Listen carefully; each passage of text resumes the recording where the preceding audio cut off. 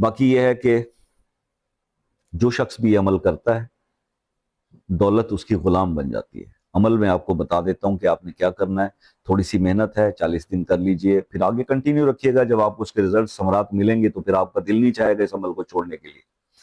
آپ نے صرف کرنا یہ ہے میرے بھائی کہ دن کے کسی بھی ٹائم میں، پورے دن میں آپ کوئی ایک ٹائم رکھ لیں جو آپ کے پاس فری ہو۔ فجر میں ہوتا ہے فجر میں کر لیں، عشاء میں ہوتا ہے عشاء میں کر لیں، عصر میں، ظہر میں، جب آپ کے پاس ٹائم ہوتا ہے۔